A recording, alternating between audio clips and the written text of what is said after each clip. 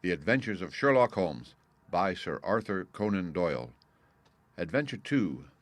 The Red-Headed League. I had called upon my friend Mr. Sherlock Holmes one day in the autumn of last year, and found him in deep conversation with a very stout, florid-faced, elderly gentleman with fiery red hair. With an apology for my intrusion, I was about to withdraw when Holmes pulled me abruptly into the room and closed the door behind me. "You could not possibly have come at a better time, my dear Watson," he said cordially. "I was afraid that you were engaged." "So I am, very much so." "Then I can wait in the next room." "Not at all. This gentleman, Mr. Wilson, has been my partner and helper in many of my most successful cases, and I have no doubt that he will be of the utmost use to me in yours also." The stout gentleman half rose from his chair and gave a bob of greeting with a quick little questioning glance from his small, fat, encircled eyes. "Try the settee," said Holmes, relapsing into his armchair and putting his finger-tips together, as was his custom when in judicial moods. "I know, my dear Watson, that you share my love of all that is bizarre and outside the conventions and humdrum routine of everyday life. You have shown your relish for it by the enthusiasm which has prompted you to chronicle, and, if you will excuse my saying so, somewhat to embellish so many of my own little adventures." "Your cases have indeed been of the greatest interest to me," I observed.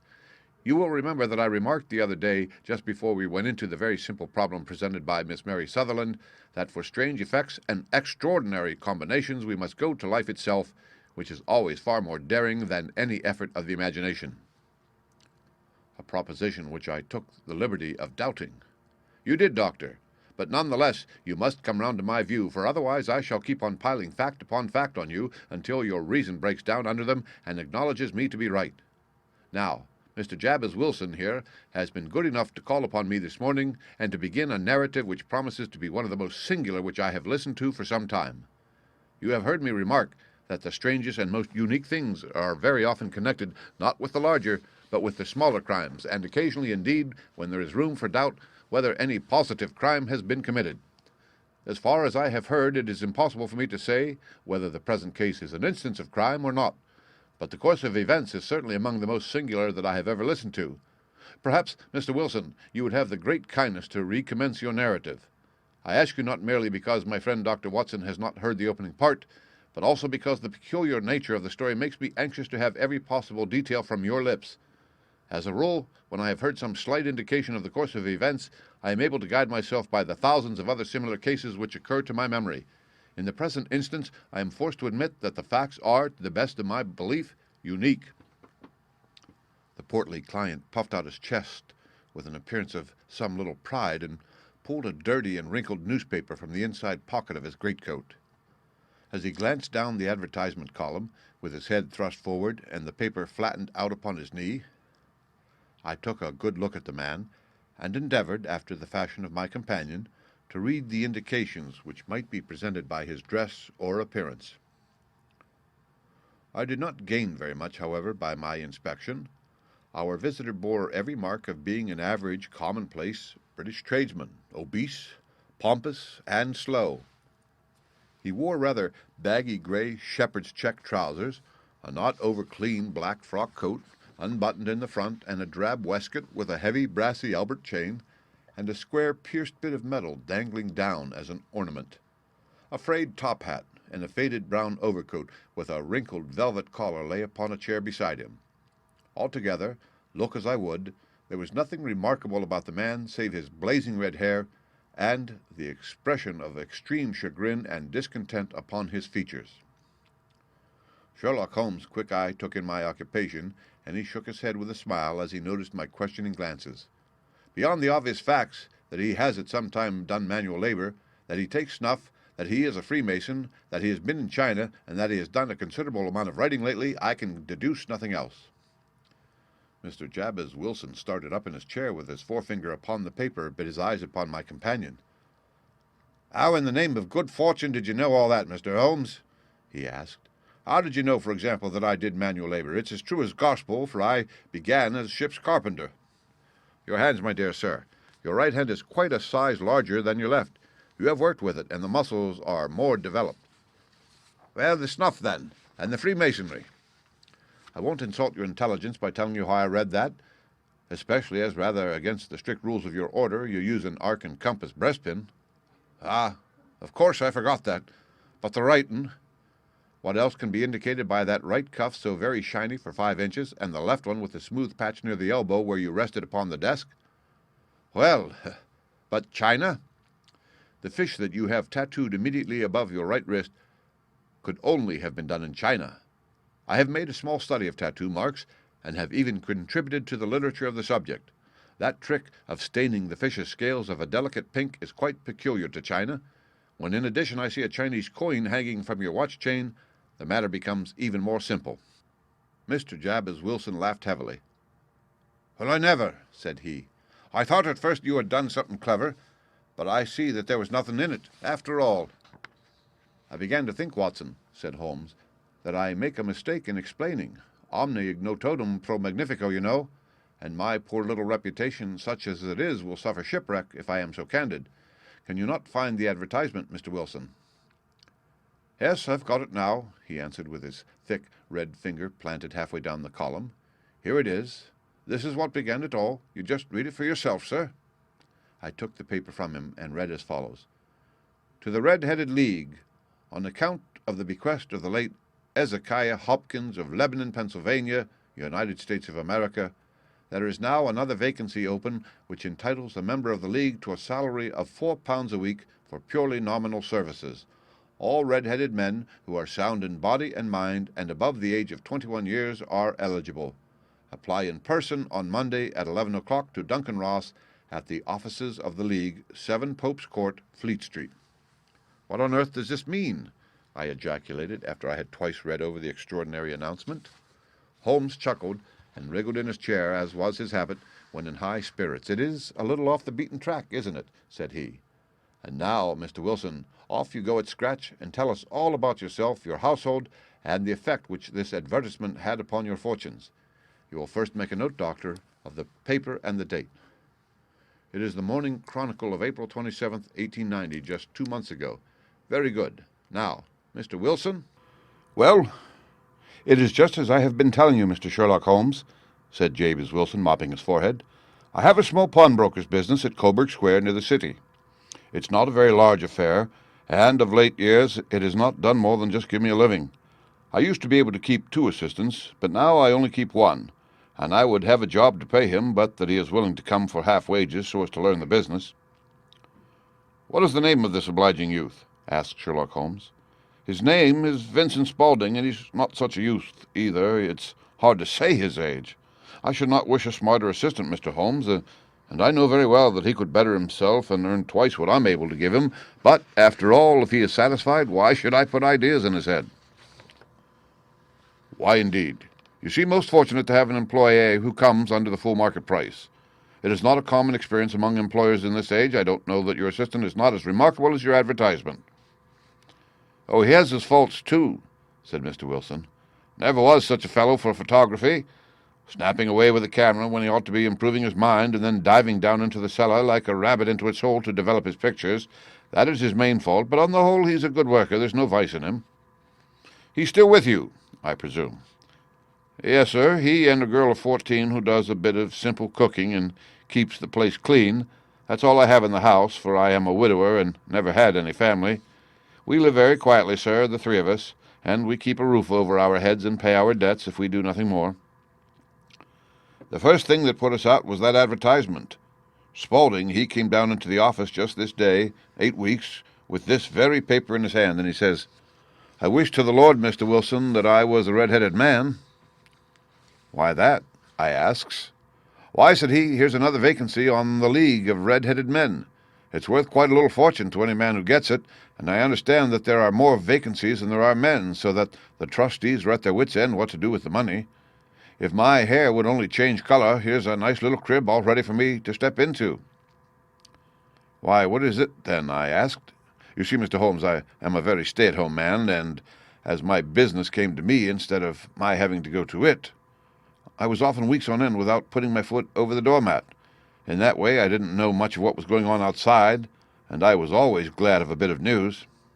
'Have you never heard of the League of the Red-Headed Men?' he asked with his eyes open. 'Never.' 'Why, I wonder at that, for you are eligible yourself for one of the vacancies." "And what are they worth?" I asked. "Oh, merely a couple of hundred a year, but the work is slight, and it need not interfere very much with one's other occupations." Well, you can easily think that made me prick up my ears, for the business has not been over good for some years, and an extra couple of hundred would have been very handy. "Tell me all about it," said I. "Well," said he, showing me the advertisement, "you can see for yourself that the League has a vacancy, and there is the address where you should apply for particulars. As far as I can make out, the League was founded by an American millionaire, Ezekiah Hopkins, who was very peculiar in his ways. He was himself red-headed, and he had a great sympathy for all red-headed men, so when he died it was found that he had left his enormous fortune in the hands of trustees, with instructions to apply the interest to the providing of easy berths to men whose hair is of that color. From all I hear, it is splendid pay, and very little to do." "But," said I, "there would be millions of red-headed men who could apply." "Not so many as you might think," he answered. "You see, it is really confined to Londoners and to grown men. This American had started from London when he was young, and he wanted to do the old town a good turn. Then again, I have heard it is no use your applying if your hair is light red or dark red or anything but real bright, blazing, fiery red. Now, if you cared to apply, Mr. Wilson, you would just walk in, but perhaps it would hardly be worth your while to put yourself out of the way for the sake of a few £100. Now, it is a fact, gentlemen, as you may see for yourselves, that my hair is of a very full and rich tint, so that it seemed to me that if there was to be any competition in the matter, I stood as good a chance as any man that I had ever met. Vincent Spaulding seemed to know so much about it that I thought he might prove useful, so I just ordered him to put up the shutters for the day and to come right away with me. He was very willing to have a holiday, so we shut the business up and started off for the address that was given us in the advertisement. I never hoped to see such a sight as that again, Mr. Holmes. From north, south, east, and west, every man who had a shade of red in his hair had tramped into the city to answer the advertisement. Fleet Street was choked with red-headed folk, and Pope's Court looked like a coster's orange barrow. I should not have thought there were so many in the whole country as were brought together by that single advertisement. Every shade of color they were, straw, lemon, orange brick, Irish setter, liver, clay, but as Spaulding said, there were not many who had the real vivid flame-colored tint. When I saw how many were waiting, I would have given it up in despair, but Spaulding would not hear of it. How he did it I could not imagine, but he pushed and pulled and butted until he got me through the crowd and right up to the steps which led to the office. There was a double stream upon the stair, some going up in hope, and some coming back dejected, but we wedged in as well as we could, and soon found ourselves in the office. "Your experience has been a most entertaining one," remarked Holmes, as his client paused and refreshed his memory with a huge pinch of snuff. "Pray continue your very interesting statement." "There was nothing in the office but a couple of wooden chairs and a deal table, behind which sat a small man with a head that was even redder than mine. He said a few words to each candidate as he come up, and then he always managed to find some fault in them which would disqualify them. Getting a vacancy did not seem to be such a very easy matter after all. However, when our turn came, the little man was much more favorable to me than to any of the others, and he closed the door as we entered so that he might have a private word with us. 'This is Mr. Jabez Wilson,' said my assistant, 'and he is willing to fill a vacancy in the League.' 'And he is admirably suited for it,' the other answered.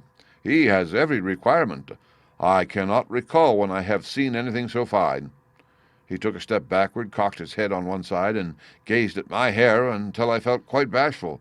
Then suddenly he plunged forward, wrung my hand, and congratulated me warmly on my success. 'It would be injustice to hesitate,' said he. 'You will, however, I am sure, excuse me for taking an obvious precaution.' With that, he seized my hair in both his hands and tugged until I yelled with the pain. 'There is water in your eyes,' said he, as he released me. 'I perceive that all is as it should be. But we have to be careful, for we have twice been deceived by wigs and once by paint. I could tell you tales of cobbler's wax which would disgust you with human nature.'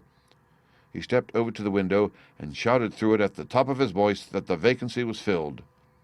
A groan of disappointment came up from below, and the folk all trooped away in different directions until there was not a red head to be seen except my own and that of the manager. "My name," said he, "is Mr. Duncan Ross, and I am myself one of the pensioners upon the fund left by our noble benefactor. Are you a married man, Mr. Wilson? Have you a family?" I answered that I had not. His face fell immediately. "Dear me," he said gravely, "that is very serious indeed. I am sorry to hear you say that. The fund was, of course, for the propagation and spread of the redheads, as well as for their maintenance. It is exceedingly unfortunate that you should be a bachelor." My face lengthened at this, Mr. Holmes, for I thought that I was not to have the vacancy after all. But after thinking it over for a few minutes, he said that it would be all right. "In the case of another," said he, "the objection might be fatal. But we must stretch a point in favor of a man with such a head of hair as yours. When shall you be able to enter upon your new duties?" "Well, it is a little awkward, for I have a business already," said I. "Oh, never mind about that, Mr. Wilson," said Vincent Spaulding. "I should be able to look after that for you." "What would be the hours?" I asked. 10 to 2. Now, a pawnbroker's business is mostly done of an evening, Mr. Holmes, especially Thursday and Friday evening, which is just before payday. So it would suit me very well to earn a little in the mornings. Besides, I knew that my assistant was a good man, and that he would see to anything that turned up. "That would suit me very well," said I. "And the pay?" "Is £4 a week. And the work?" "Is purely nominal." "What do you call purely nominal?" "Well, you have to be in the office, or at least in the building, the whole time. If you leave, you forfeit your whole position forever. The will is very clear upon that point. You don't comply with the conditions if you budge from the office during that time." "It's only 4 hours a day, and I should not think of leaving," said I. "No excuse will avail," said Mr. Duncan Ross, "neither sickness, nor business, or anything else. There you must stay, or you lose your billet." "And the work?" "Is to copy out the Encyclopedia Britannica. There is the first volume of it in that press. You must find your own ink, pens, and blotting paper, but we provide this table and chair. Will you be ready tomorrow?" "Certainly," I answered. "Then good-bye, Mr. Jabez Wilson, and let me congratulate you once more on the important position which you have been fortunate enough to gain." He bowed me out of the room, and I went home with my assistant, hardly knowing what to say or do. I was so pleased at my good fortune. Well, I thought over the matter all day, and by evening I was in low spirits again, for I had quite persuaded myself that the whole affair must be some great hoax or fraud, though what its object might be I could not imagine. It seemed altogether past belief that anyone could make such a will, or that they would pay such a sum for doing anything so simple as copying out the Encyclopedia Britannica. Vincent Spaulding did what he could to cheer me up, but by bedtime I had reasoned myself out of the whole thing. However, in the morning I determined to have a look at it anyhow, so I bought a penny bottle of ink, and with a quill pen and 7 sheets of foolscap paper, I started off for Pope's Court. Well, to my surprise and delight, everything was as right as possible. The table was set out ready for me, and Mr. Duncan Ross was there to see that I got fairly to work. He started me off upon the letter A, and then he left me. But he would drop in from time to see that all was right with me. At 2 o'clock he bade me good-bye, complimented me upon the amount that I had written, and locked the door of the office after me. This went on day after day, Mr. Holmes, and on Saturday the manager came in and planked down 4 gold sovereigns for my week's work. It was the same next week, and the same the week after. Every morning I was there at 10, and every afternoon I left at 2. By degrees, Mr. Duncan Ross took to coming in only once of a morning, and then, after a time, he did not come in at all. Still, of course, I never dared to leave the room for an instant, for I was not sure when he might come, and the billet was such a good one, and suited me so well, that I would not risk the loss of it. 8 weeks passed away like this, and I had written about abbots, and archery, and armor, and architecture, and Attica, and hoped with diligence that I might get on to the bees before very long. It cost me something in foolscap, and I had pretty nearly filled a shelf with my writings, and then suddenly the whole business came to an end. To an end? Yes, sir, and no later than this morning I went to my work as usual at 10 o'clock, but the door was shut and locked with a little square of cardboard hammered on to the middle of the panel with a tack. Here it is, and you can read for yourself. He held up a piece of white cardboard about the size of a sheet of notepaper. It read in this fashion: "The Red-Headed League is dissolved. October 9th, 1890. Sherlock Holmes and I surveyed this curt announcement and the rueful face behind it until the comical side of the affair so completely overtopped every other consideration that we both burst out into a roar of laughter. "I cannot see that there is anything very funny," cried our client, flushing up to the roots of his flaming head. "If you can do nothing better than laugh at me, I can go elsewhere." "No, no," cried Holmes, shoving him back into the chair from which he had half risen. "I really wouldn't miss your case for the world. It is most refreshingly unusual, but there is, if you will excuse my saying so, something just a little funny about it. Pray, what steps did you take when you found the card upon the door?" "I was staggered, sir. I did not know what to do. Then I called at the offices round, but none of them seemed to know anything about it. Finally, I went to the landlord, who is an accountant living on the ground floor, and I asked him if he could tell me what had become of the Red-Headed League. He said that he had never heard of any such body. Then I asked him who Mr. Duncan Ross was. He answered that the name was new to him. "Well," said I, "the gentleman at number 4. "What, the red-headed man?" "Yes." "Oh," said he, "his name was William Morris. He was a solicitor and was using my room as a temporary convenience until his new premises were ready. He moved out yesterday." "Where could I find him?" "Oh, at his new offices. He did tell me the address. Yes, 17 King Edward Street, near St. Paul's." I started off, Mr. Holmes, but when I got to that address it was a manufactory of artificial kneecaps, and no one in it had ever heard of either Mr. William Morris or Mr. Duncan Ross." "And what did you do then?" asked Holmes. "I went home to Saxe-Coburg Square, and I took the advice of my assistant. But he could not help me in any way. He could only say that if I waited I should hear by post. But that was not quite good enough, Mr. Holmes. I did not wish to lose such a place without a struggle, so, as I had heard that you were good enough to give advice to poor folk who were in need of it, I came right away to you." "And you did very wisely," said Holmes. "Your case is an exceedingly remarkable one, and I shall be happy to look into it. From what you have told me, I think that it is possible that graver issues hang from it than might at first sight appear." "Grave enough," said Mr. Jabez Wilson. "Why, I have lost £4 a week." "As far as you are personally concerned," remarked Holmes, "I do not see that you have any grievance against this extraordinary league. On the contrary, you are, as I understand, richer by some £30, to say nothing of the minute knowledge which you gained on every subject which comes under the letter A. You have lost nothing by them." "No, sir, but I want to find out about them, and who they are, and what their object was in playing this prank, if it was a prank, upon me. It was a pretty expensive joke for them, for it cost them £32. "We shall endeavor to clear up these points for you. And, first, 1 or 2 questions, Mr. Wilson. This assistant of yours who first called your attention to the advertisement, how long had he been with you?" "About a month, then." "How did he come?" "In answer to an advertisement." "Was he the only applicant?" "No, I had a dozen." "And why did you pick him?" "Because he was handy and would come cheap." "At half wages, in fact." "Yes." "What is he like, this Vincent Spaulding?" "Small, stout built, very quick in his ways. No hair on his face, though he's not short of 30. Has a white splash of acid upon his forehead." Holmes sat up in his chair in considerable excitement. "I thought as much," said he. "Have you ever observed that his ears are pierced for earrings?" "Yes, sir. He told me that a gypsy had done it for him when he was a lad." "Oh," said Holmes, sinking back in deep thought. "Is he still with you?" "Oh, yes, sir. I have only just left him." "And has your business been attended to in your absence?" "Nothing to complain of, sir. There's never very much to do of a morning." "That will do, Mr. Wilson. I shall be happy to give you an opinion upon the subject in the course of a day or two. Today is Saturday, and I hope that by Monday we may come to a conclusion." "Well, Watson," said Holmes, when our visitor had left us, "what do you make of it all?" "I make nothing of it," I answered frankly. "It is a most mysterious business."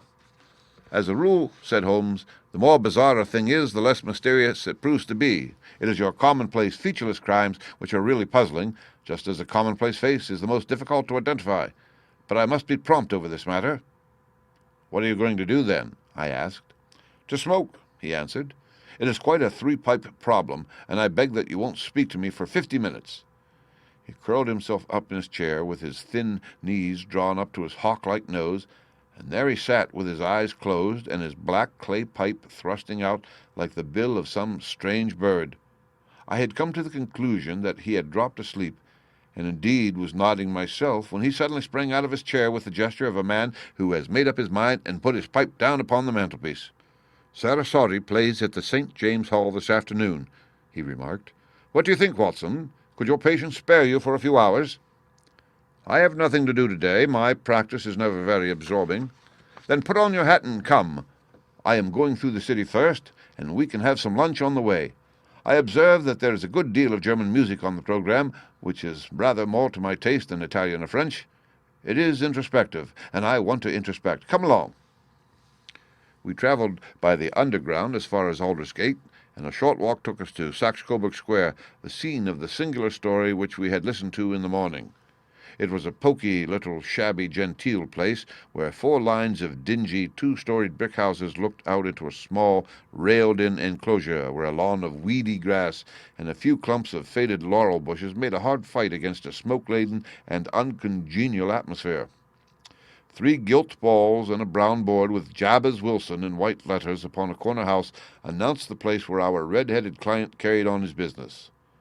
Sherlock Holmes stopped in front of it with his head on one side and looked it all over, with his eyes shining brightly between puckered lips.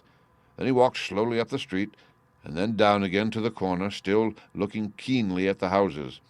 Finally he returned to the pawnbroker's, and, having thumped vigorously upon the pavement with his stick 2 or 3 times, he went up to the door and knocked. It was instantly opened by a bright-looking, clean-shaven young fellow who asked him to step in. "Thank you," said Holmes. "I only wished to ask you how you would go from here to the Strand." "3rd right, 4th left," answered the assistant promptly, closing the door. "Smart fellow that," observed Holmes as we walked away. "He is, in my judgment, the 4th smartest man in London, and for daring I am not sure that he has not a claim to be 3rd. I have known something of him before." "Evidently," said I, "Mr. Wilson's assistant counts for a good deal in this mystery of the Red-Headed League. I am sure that you inquired your way merely in order that you might see him." "Not him." "What then?" "The knees of his trousers." "And what did you see?" "What I expected to see." "Why did you beat the pavement?" "My dear doctor, this is a time for observation, not for talk. We are spies in an enemy's country. We know something of Saxe-Coburg Square. Let us now explore the parts which lie behind it." The road in which we found ourselves as we turned round the corner from the retired Saxe-Coburg Square presented as great a contrast to it as the front of a picture does to the back. It was one of the main arteries which conveyed the traffic of the city to the north and west. The roadway was blocked with the immense stream of commerce flowing in a double tide inward and outward, while the footpaths were black with the hurrying swarm of pedestrians.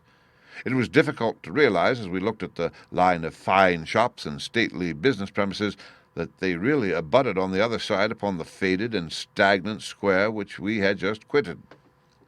"Let me see," said Holmes, standing at the corner and glancing along the line. "I should like just to remember the order of the houses here. It is a hobby of mine to have an exact knowledge of London. There is Mortimer's, the tobacconist, the little newspaper shop, the Coburg branch of the City and Suburban Bank, the vegetarian restaurant, and McFarland's carriage building depot. That carries us right on to the other block. And now, Doctor, we've done our work, so it's time we had some play. A sandwich and a cup of coffee, and then off to violin land, where all is sweetness and delicacy and harmony, and there are no red-headed clients to vex us with their conundrums." My friend was an enthusiastic musician, and being himself not only a very capable performer, but a composer of no ordinary merit. All the afternoon he sat in the stalls wrapped in the most perfect happiness, gently waving his long, thin fingers in time to the music, while his gently smiling face and his languid, dreamy eyes were as unlike those of Holmes the sleuth-hound, Holmes the relentless, keen-witted, ready-handed criminal agent, as it was possible to conceive. In his regular character, the dual nature alternately asserted itself, and his extreme exactness and astuteness represented, as I have often thought, the reaction against the poetic and contemplative mood which occasionally predominated in him. The swing of his nature took him from extreme languor to devouring energy, and, as I knew well, he was never so truly formidable as when for days on end he had been lounging in his armchair amid his improvisations and his black-letter editions. Then it was that the lust of the chase would suddenly come upon him, and that his brilliant reasoning power would rise to the level of intuition, until those who were unacquainted with his methods would look askance at him as on a man whose knowledge was not that of other mortals. When I saw him that afternoon, So, enwrapped in the music at St. James's Hall, I felt that an evil time might be coming upon those whom he had set himself to hunt down. "You want to go home, no doubt, Doctor," he remarked as we emerged. "Yes, it would be as well. And I have some business to do which will take some hours. This business at Coburg Square is serious." "Why serious?" "A considerable crime is in contemplation. I have every reason to believe that we shall be in time to stop it. But today being Saturday rather complicates matters. I shall want your help tonight." "At what time?" "10 will be early enough." "I shall be at Baker Street at 10. "Very well. And I say, Doctor, there may be some little danger, so kindly put your army revolver in your pocket." He waved his hand, turned on his heel, and disappeared in an instant among the crowd. I trust that I am not more dense than my neighbors, but I was always oppressed with a sense of my own stupidity in my dealings with Sherlock Holmes. Here I had heard what he had heard, I had seen what he had seen, and yet from his words it was evident that he saw clearly not only what had happened, but what was about to happen, while to me the whole business was still confused and grotesque. As I drove home to my house in Kensington, I thought over it all, from the extraordinary story of the red-headed copier of the encyclopedia down to the visit to Saxe-Coburg Square and the ominous words with which he had parted from me. What was this nocturnal expedition, and why should I go armed? Where were we going, and what were we to do? I had the hint from Holmes that this smooth-faced pawnbroker's assistant was a formidable man, a man who might play a deep game. I tried to puzzle it out, but gave it up in despair and set the matter aside until night should bring an explanation. It was 9:15 when I started from home and made my way across the park, and so through Oxford Street to Baker Street. 2 hansoms were standing at the door, and as I entered the passage I heard the sound of voices from above. On entering his room I found Holmes in animated conversation with 2 men, one of whom I recognized as Peter Jones, the official police agent, while the other was a long, thin, sad-faced man with a very shiny hat and oppressively respectable frock coat. "Ha! Our party is complete," said Holmes, buttoning up his pea-jacket and taking his heavy hunting crop from the rack. "Watson, I think you know Mr. Jones of Scotland Yard. Let me introduce you to Mr. Merryweather, who is to be our companion in tonight's adventure." "We're hunting in couples again, Doctor, you see," said Jones in his consequential way. "Our friend here is a wonderful man for starting a chase. All he wants is an old dog to help him to do the running down." "I hope a wild goose may not prove to be the other end of our chase," observed Mr. Merryweather gloomily. "You may place considerable confidence in Mr. Holmes, sir," said the police agent loftily. "He has his own little methods, which are, if he won't mind my saying so, just a little too theoretical and fantastic, but he has the makings of a detective in him. It is not too much to say that once or twice, as in that business of the Sholto murder and the Agra treasure, he has been more nearly correct than the official force." "Oh, if you say so, Mr. Jones, it is all right," said the stranger with deference. "Still, I confess that I miss my rubber. It is the first Saturday night for 27 years that I have not had my rubber." "I think you will find," said Sherlock Holmes, "that you will play for a higher stake tonight than you have ever done yet, and that the play will be more exciting. For you, Mr. Merryweather, the stake will be some £30,000, and for you, Jones, it will be the man upon whom you wish to lay your hands." "John Clay, the murderer, thief, smasher, and forger. He is a young man, Mr. Merryweather, but he is at the head of his profession, and I would rather have my bracelets on him than on any criminal in London. He is a remarkable man, is young John Clay. His grandfather was a royal duke, and he himself has been to Eton and Oxford. His brain is as cunning as his fingers, and though we meet signs of him at every turn, we never know where to find the man himself. He'll crack a crib in Scotland one week and be raising money to build an orphanage in Cornwall the next. I've been on his track for years, and have never set eyes on him yet." "I hope that I may have the pleasure of introducing you tonight. I've had 1 or 2 little turns also with Mr. John Clay, and I agree with you that he is at the head of his profession. It is past 10, however, and quite time that we started. If you 2 will take the first hansom, Watson and I will follow in the second." Sherlock Holmes was not very communicative during the long drive, and lay back in the cab, humming the tunes which he had heard in the afternoon. We rattled through an endless labyrinth of gaslit streets until we emerged into Farrington Street. "We are close there now," my friend remarked. "This fellow Merryweather is a bank director, and personally interested in the matter. I thought it as well to have Jones with us also. He's not a bad fellow, though an absolute imbecile in his profession. He has one positive virtue. He is as brave as a bulldog and as tenacious as a lobster if he gets his claws upon anyone. Here we are, and they are waiting for us." We had reached the same crowded thoroughfare in which we had found ourselves in the morning. Our cabs were dismissed, and, following the guidance of Mr. Merryweather, we passed down a narrow passage and through a side door which he opened for us. Within there was a small corridor which ended in a very massive iron gate. This also was opened, and led down a flight of winding stone steps which terminated at another formidable gate. Mr. Merryweather stopped to light a lantern, and then conducted us down a dark, earth-smelling passage, and so, after opening a third door, into a huge vault, or cellar, which was piled all round with crates and massive boxes. "You're not very vulnerable from above," Holmes remarked as he held up the lantern and gazed about him. "Nor from below," said Mr. Merryweather, striking a stick upon the flags which lined the floor. "Why, dear me, it sounds quite hollow," he remarked, looking up in surprise. "I must really ask you to be a little more quiet," said Holmes severely. "You have already imperiled the whole success of our expedition. Might I beg that you would have the goodness to sit down upon one of these boxes and not to interfere?" The solemn Mr. Merryweather perched himself upon a crate with a very injured expression upon his face, while Holmes fell upon his knees upon the floor and, with the lantern and a magnifying lens, began to examine minutely the cracks between the stones. A few seconds sufficed to satisfy him, for he sprang to his feet again and put his glass in his pocket. "We have at least an hour before us," he remarked, "for they can hardly take any steps until the good pawnbroker is safely in bed. Then they will not lose a minute, for the sooner they do their work, the longer time they will have for their escape. We are at present, Doctor, as no doubt you have divined, in the cellar of the city branch of one of the principal London banks. Mr. Merryweather is the chairman of directors, and he will explain to you that there are reasons why the more daring criminals of London should take a considerable interest in this cellar at present." "It is our French gold," whispered the director. "We have had several warnings that an attempt might be made upon it." "Your French gold?" "Yes. We had occasion some months ago to strengthen our resources, and borrowed for that purpose 30,000 Napoleons from the Bank of France. It has become known that we have never had an occasion to unpack the money, and that it is still lying in our cellar. The crate upon which I sit contains 2,000 Napoleons packed between layers of lead foil. Our reserve of bullion is much larger at present than is usually kept in a single branch office, and the directors have had misgivings upon the subject." "Which were very well justified," observed Holmes.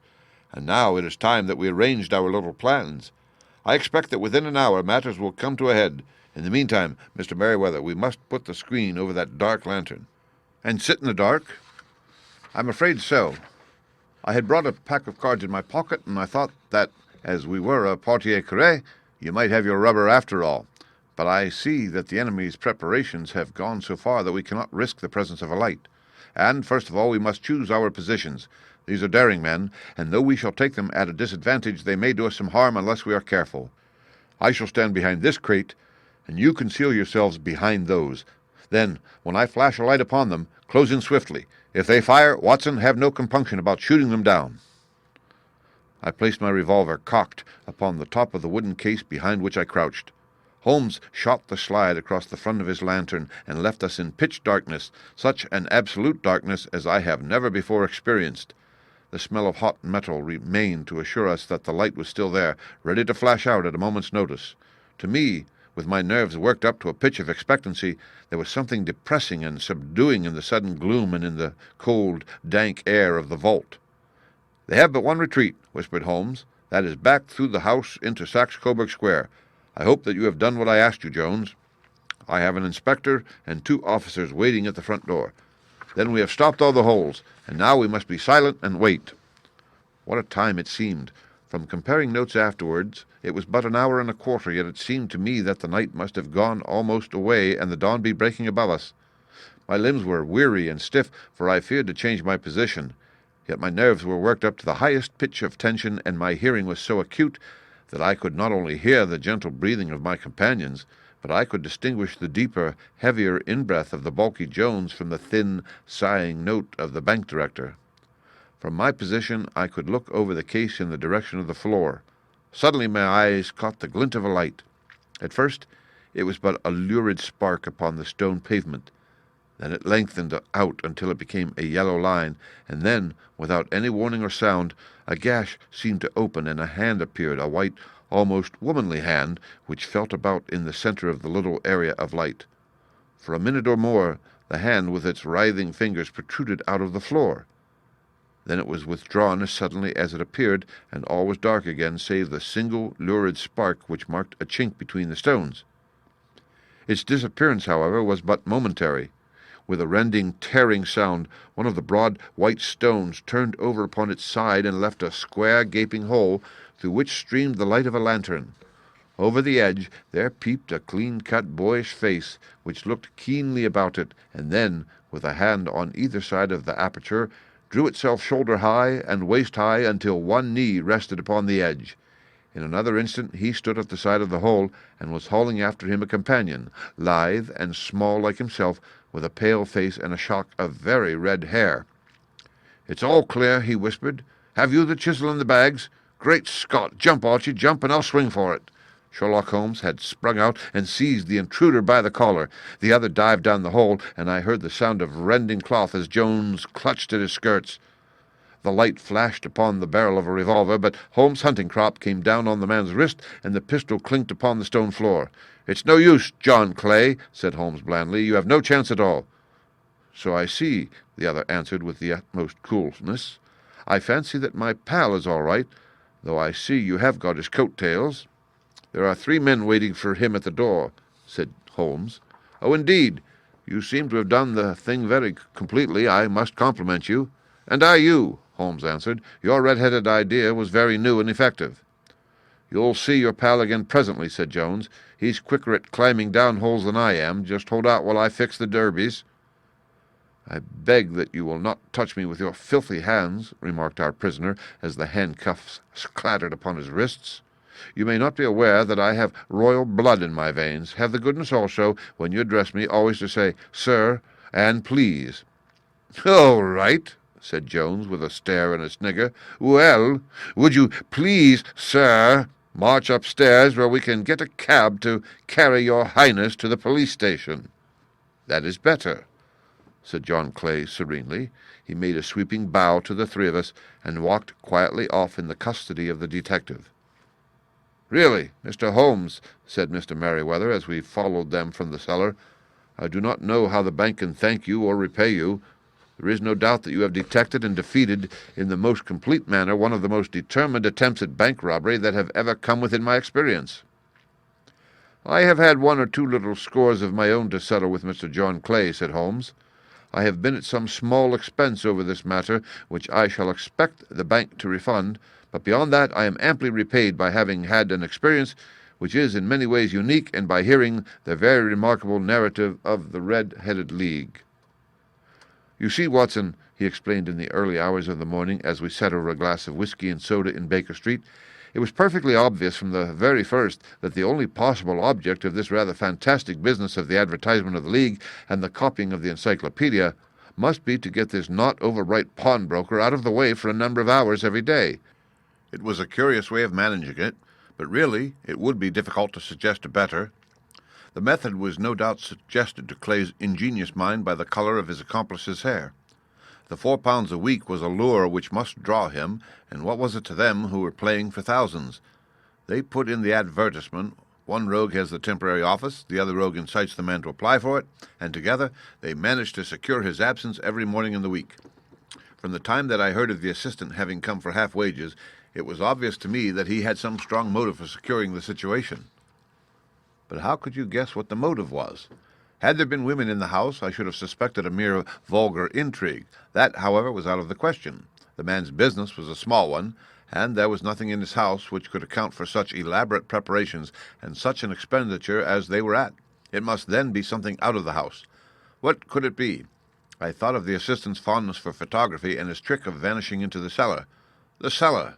There was the end of this tangled clue. Then I made inquiries as to this mysterious assistant, and found that I had to deal with one of the coolest and most daring criminals in London. He was doing something in the cellar, something which took many hours a day for months on end. What could it be, once more? I could think of nothing, save that he was running a tunnel to some other building. So far I had got when we went to visit the scene of action. I surprised you by beating upon the pavement with my stick. I was ascertaining whether the cellar stretched out in front or behind. It was not in front. Then I rang the bell, and as I hoped, the assistant answered it. We have had some skirmishes, but we had never set eyes upon each other before. I hardly looked at his face. His knees were what I wished to see. You must yourself have remarked how worn, wrinkled, and stained they were. They spoke of those hours of burrowing. The only remaining point was what they were burrowing for. I walked round the corner, saw the City and Suburban Bank abutted on our friend's premises, and I felt that I had solved my problem.